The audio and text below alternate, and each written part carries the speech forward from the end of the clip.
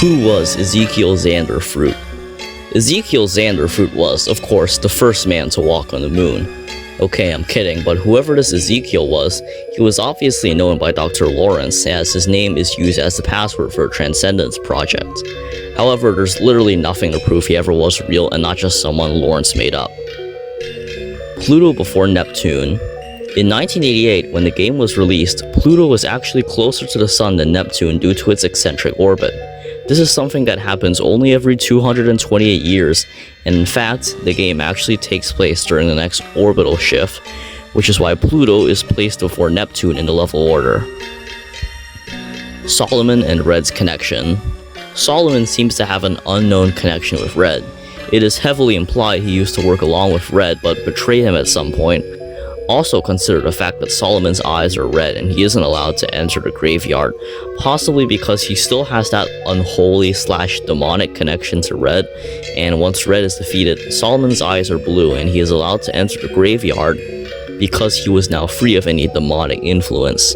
However, that's about as deep as this entry goes without any further elaboration on said connection. Glitch to green Godzilla. This is an extremely rare glitch, only documented by Dylan Rocket once and could possibly be impossible to replicate, as I'm not sure what the requirements are. This glitch is related to the Anguirus entry from earlier. While Dylan was messing with his emulator trying to get Anguirus playable, he found out that the Anguirus sprite was replaced with a backwards sprite of Godzilla, but with Anguirus' color palette. He played through a level for all of 5 seconds before he got hit, and the game completely crashed.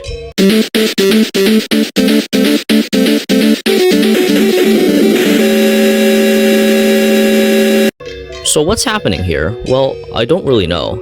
Again, this glitch was most likely a fluke caused by Dylan's messing with the emulator, and since I don't know the specifics of what exactly he was doing with the game unless he told me in the comments right now, I don't believe it is currently possible to replicate the glitch. I'm not an NES or coding expert, so I wouldn't be able to give a good explanation, just a guess. If I had to guess, I think the crashing is caused by the game attempting to load Godzilla's hurt animation. However, since the game assumes you're playing as Anguirus and he has no hurt animation, the game was stuck in a weird limbo between loading Godzilla's hurt animation while simultaneously registering that Anguirus is the active monster, and eventually the game just couldn't figure out what to do and crashed. And yes, the game is still registering the current monster as Anguirus, as you can see from the stats in the corner. It's kind of like what would happen if you play as Peach in Paper Mario with glitches. When she gets hit, she doesn't have her hurt animation and the game attempts to load it but crashes, which is essentially what is happening here. Pinky and Alkali. Another self-reference by Cosbydaff is the Pinky plush in Replay's Alkali. Pinky is a character from another one of his stories, Faith Buddies. I will simply recap the story and not read it, as I am aware the story may be quite offensive. Faith Buddies was a strange Christian edutainment show only aired during the very early morning hours. It consisted of puppets and children learning about Bible lessons and other various activities common with these shows like musical numbers and such.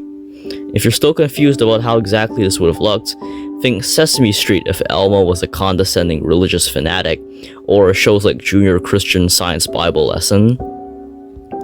The whole show had this strange, unnerving feeling to it, mostly because the main character of the show, Pinky, a well-versed but cold-hearted puppet which the show seemed to revolve around, he always began every episode, would always be the one with the Bible in his hands, and would always be the one to teach the other characters if necessary. The children and the puppets seemed to only exist for him to teach or insult if he so chose. Whenever he was questioned, he would always respond harshly with quotes like, "Don't question God's ways," or "Be careful of questions like that." In addition, the show was strangely mature for its target audience. They wouldn't censor swearing or shy away from the ugly details of the Bible stories Pinky discussed, which were often grotesquely illustrated in crayon drawings. It was extremely offensive to anyone Pinky disliked, with Pinky on one occasion being extremely homophobic to the point of making a child cry. After a whole season of this madness, the final episode was the most demented of all. Normally, every episode revolved around one concept, like guilt or forgiveness. The concept of the last episode was predestination. After a somewhat regular routine, the characters asked Pinky about predestination. He was almost too pleased to talk about this, something that never happened before, and answers that some people are destined for heaven while others are destined for hell, while rambling about the power of God and other such concepts. The other children begin to grasp the gravity of this and become visibly afraid. A boy asks Pinky, "How do people know where they're supposed to go?" Pinky tells him, "You won't know for sure until you die, but if you look deep into your heart, you might just find the answer."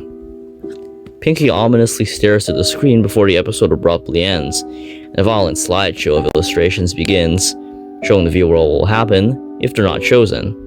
Pinky occasionally breaks in to comment things like, "This is the wrath of the Lord," or "It makes me happy to see sinners get what they deserve." The show cuts out again, showing the entire set before a man, presumably the creator, set everything on fire before burning the puppets. The show has no connection to the NGC whatsoever. I just wanted an excuse to put this underrated story in my video, and I also think Pinky and Alkali is a nice reference. Zarka statue in the Red Temple. An interesting Easter egg in the NGC is the Zarka statue in the Red Temple level on Zenith. It's not immediately clear what this is, and it is never acknowledged again. However, digging into CosbyDaft's DeviantArt will reveal the statue is actually a reference to another one of CosbyDaft's creepypastas. The story is called Antiques Roadshow: The Idol, and is a pretty short story, so I will simply read it right here. In the early 80s, an episode of the show Antiques Roadshow ended in tragedy when the auction house caught on fire, killing everyone inside. For years, there was no indication of what started the fire, but the recovery of a camera that was being used to film the episode offers a look into the last few minutes before the fire started. It was near the end of an episode, and an appraiser, James, had come to the table with a disheveled, taut-looking man named David, who had with him a strange bronze idol of some monstrous being. Everyone else in the room was notably keeping their distance. James looks at the idol, appearing rather nervous.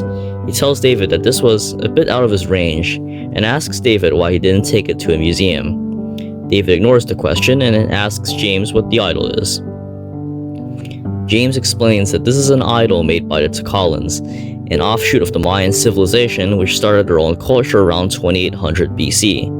The Tacalans had a separate religion from the Mayans, which was dubbed Zarkanism by archaeologists. James briefly explains that Zarkanism was a monotheistic religion in which the creator of the earth and humanity was an evil being called Zarka. The Tacalans believed only an evil being would create a world with so much pain and suffering. They reasoned that all good in the world was a result of Zarka being asleep, and so they constantly sacrificed humans, Tacalans and outsiders alike, to ensure Zarka would remain in that state. James then says that he believes David's idol may actually be a depiction of Zarka, who had been described in ancient texts as having a skull-like face, 2 cranial horns, and a tail. James gives an estimate that he could easily sell this to a museum for upwards of $5 million. David is completely unfazed and prepares to get up and leaves. James then remarks about the idol, "Besides, I'm sure you'll be glad to be getting rid of that ugly thing." David then starts shuddering and tells James, "You shouldn't talk about it like that." People scream in terror as James is suddenly incinerated, along with the building around them as the camera falls to the ground. This is the last viewable scene on the tape. Some research was made as to how the wreckage was dealt with. The burned bodies of all the attendants were found, along with several destroyed antiques. No remnants of the idol were found. It's one of his lesser-known works, but it's nice that it appears in some form in the NGC. Maybe it has some deeper implications in the lore. For example, maybe Zarka exists in the cartridge in some way, or the 2 creepypastas take place in the same universe. It's interesting to think about. NGC True Ending. The ending of the NGC still remains controversial to this day. In my opinion, however, how CosbyDaft responded was hilarious. Simply read this and you will understand what I mean.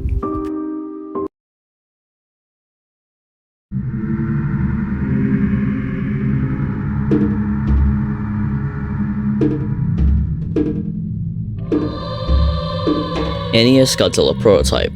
This isn't related to the NES Godzilla Prototype creepypasta. In fact, this is actually referring to the actual prototype of the original game. A few months before the game's release, information surrounding the game's prototype was released on TV and a few gaming magazines. Here is everything known so far about this prototype. The TV footage only shows gameplay of Saturn, which looks wildly different. The orange map is more compact and features Gigan and Mechagodzilla, probably pushed there for advertisement purposes because they were the two coolest bosses in the game. There are a few sound differences, and during a boss battle, the HUD is at the bottom of the screen, not the top. This is why Anguirus is raised above the ground, as his position fits with this old HUD. In the gaming magazines, we can see an early Ruins level on Mars, and an early version of Neptune which features more types of levels than in the final release. We can also see 3 unused characters, Anguirus, Rodan, and a Mothra larva. PSIK quotation mark question mark question mark question mark question mark hashtag free quotation mark board. This refers to a debug board from the NGC game. Unfortunately, I cannot find an image of this board. I swear I have seen it before, but I cannot find it now. If anyone has a link to the image, please let me know in the comments. What is Acacius, really?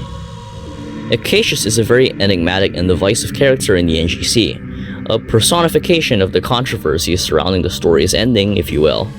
Some say he's a great addition to the story, deserving of more exposition and involvement, while to others he is simply a cheap deus ex machina shoved into the story at the last minute to force a happy ending. Literally nothing is known about this character until the very end of the story, when Zack is just barely saved from death by Melissa. He does appear at the beginning of Zenith, possibly given to Zack by Face as his last dying act, but is restricted by Red until Melissa unlocks him. However, there is extremely little exposition given about this character even during his appearance. Until recently, speculation was rife over what he actually was. However, Cosbeat has stated recently that Acacius is an Agelum, which is a race of golden giants. Nice to get a straight answer, but this only raises more questions. What are these strange giants, and how did they become so powerful? Are they from Zenith or the other worlds, or are they from outside the cartridge like the Transcendence Project? Will more Agelum appear in Replay, for instance? Usaw is a trap. This is a theory officially endorsed by Zack. In Chapter 6, he expresses concern that Usaw is just a trap by Warlock or whoever is behind the gate. Carl is skeptical about this, seeing Usaw as a friend in need, while Zack, having had a first-hand experience of the true horror of this cartridge, naturally views everything as a threat to Carl's safety. As of now, however, there is too little information to safely conclude either way, so this will remain speculation until more context is given. Entropy Flash. While messing with the passwords, Carl attempts to access the worlds from Zack's playthrough. While most of these result in nothing significant, Carl curiously notes that when he attempted to input entropy, the screen flashed for a second before going back to the password. The second attempt resulted in nothing. An interesting theory is that since entropy was a very significant plot point in the original story, that being the realization that the game can read the player's mind and personalize the experience around their darkest memories, the entropy flash was the game attempting to read Carl's mind for a traumatic memory to exploit, since that is the point where it is supposed to do that. However, it failed, probably because Carl doesn't have a memory bad enough to count as traumatic, or the game hasn't got around to that point yet. However, considering that alkali is basically the equivalent to entropy, maybe we will find out more about how exactly this works later in the story. Fan-made replay chapters. Since the fans have become tired of waiting for the actual replay chapters, it's no surprise that they would attempt to make their own fan-made chapters with questionable quality at best. There exist 4 fan-made worlds: Terraker, standing for greed, Kales, standing for wrath, and Patial, standing for gluttony. There also exists X-Lore, a depressing version of Zenith, which is an interpretation of what's behind the Sin Gate. These chapters exist only in video form, narrated by text-to-speech with some, let's say, substandard grammar. The pixel art isn't quite in the Cosby Daft style, but it's tolerable. The first 3 worlds were somewhat sane, but the final world, Exler, is complete insanity, disregarding every rule of this cartridge, and including Red as a playable character. I could go on and on over how this is a travesty of the story, but it's not worth it. If you want to still watch this, do so at your own risk. Red and Warlock was both in final form. I have to finish this. Warlock can using the tongue skeleton hands again, and Red was using the tail whip. Do not disappoint.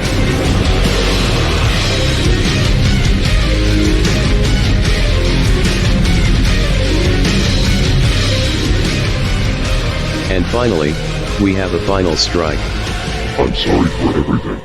What? And Warlock was destroyed.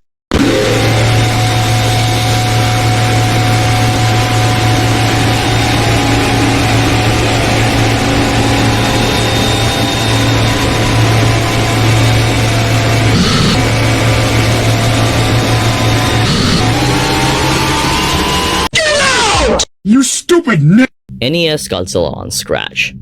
There's actually a fully functional port of the entire NES Godzilla creepypasta on Scratch, made by Mugen Warrior. However, the full port remains unreleased due to the Scratch website's project file size limit, which still remains at a pitiful 5 megabytes. As a result of this, smaller projects featuring only one chapter per project have been released by Mugen Warrior and another user, NGC Maker. These are actually playable, and while they are quite unpolished, the quality is forgivable given the engine the games were made on.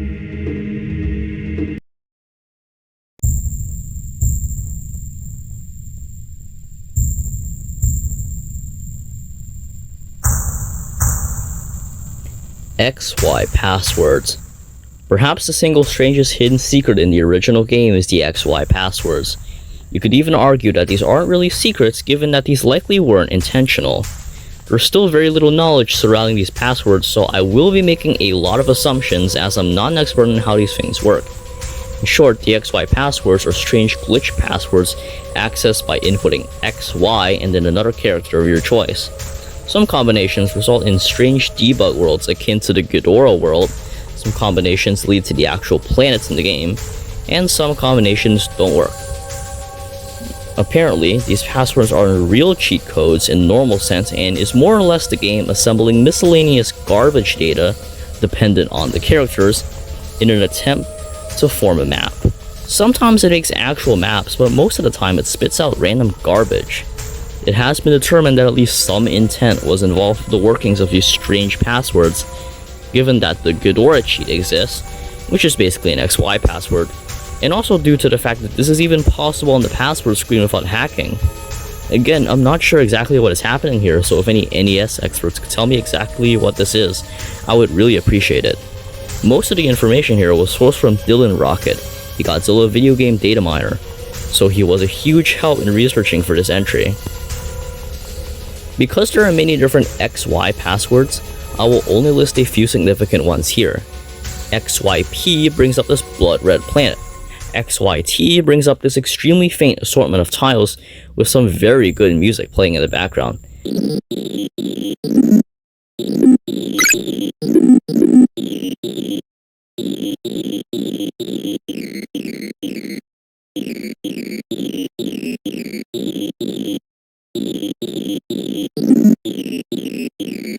XYF, XYX, XYY, XYL, XYU, and XY8 all bring up the regular planets, but with only Gigan on the board for some reason. XY9 brings up absolutely nothing. Face-inspired Flowey.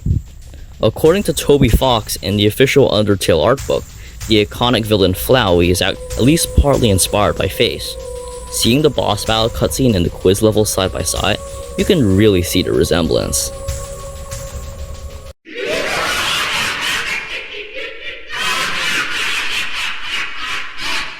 The cartridge is Zack's childhood copy of the game. This is a pretty baseless theory, but some fans believe that one way or another the cartridge Zack played found its way back to him after he traded it off. One commenter thought it was enraged for being traded for Amagon of all things, but if there is no grounds for this theory, I won't waste time on it. The object that fell in Zack's room. The object that fell in Zack's room. What the object itself was is of little importance. What matters is the falling of the object, and the coincidental timing of said falling that caused Zack to become distracted and lose Godzilla to Red without him even noticing. Of course, it's easy to believe the timing is not a coincidence, and it is in fact Red purposely manipulating an object from beyond the fourth wall, perhaps to build tension or distract Zack. I don't believe this, however, because there's no evidence that Red, or in a broader sense, the cartridge itself, is capable of manipulating the physical realm. And before you ask, no, Red paralyzing Zack doesn't count. His attacks, even when they affect Zack physically, are all in the mind. Because the brain controls all voluntary movement, it isn't much of a stretch to say that Red simply manipulated Zack's mind to paralyze him. Of course, if Red picks up a brick and food at Zack, that would be manipulating an object, but he never does such a thing. And anyway, why am I even wasting time talking about this? I'm literally just overthinking at this point. Where did Yusol get the password? Yeah, where did Yusol get the password? He says someone gave it to him and that he might get in trouble for distributing it. He also doesn't exactly seem to know what it is for. This entry actually relates a lot more to a later entry, so I will talk more about it there. But then again, if Yusol is evil, or at least untrustworthy like Zack suspects, he probably had the password the whole time. The Transcendence Project is not real. There's actually a strong case to be made that the Transcendence Project isn't real, at least not in the way it would want you to believe. Supposedly, the journal in the cartridge was somehow programmed in by a researcher. But if that's true, and the journal did indeed come from our world and was hard-coded into the game itself, that brings up a few plot holes relating to the nature of this cartridge. If the journal was in the game itself and not from another dimension, then why would characters in the game know about something like that? That would be like if you woke up, realized you were in a simulation, and realized there was a journal in the code making up your simulation. Granted, this is still plausible given how much the game breaks the fourth wall anyway, but what's even stranger is how Yusol got the password for the project. That just opens up even more questions, like who gave it to him, or how the password even got into that universe. There isn't really a good explanation for this. Also consider the fact that the project only shows up here and not in the original creepypasta. If it was indeed hard-coded into the game, it should show up in every single playthrough regardless of anomaly. Another oddity is what Warlock has to say about the journal. He also seems to be aware of its existence, but says that Carl didn't learn anything from that journal. This is either Warlock taunting him or trying to tell him the journal is bogus and invented by something in the game. Not to mention that the warning placed in the title was pretty useless. It says, do not redistribute this cartridge, but the warning only shows up after inputting a password that can be only known after playing through the game significantly. Presumably, it must have been redistributed by then. That seems pretty irresponsible of Mr. Lawrence. If you knew the game in your possession was potentially dangerous, you wouldn't hide a warning that far into the game.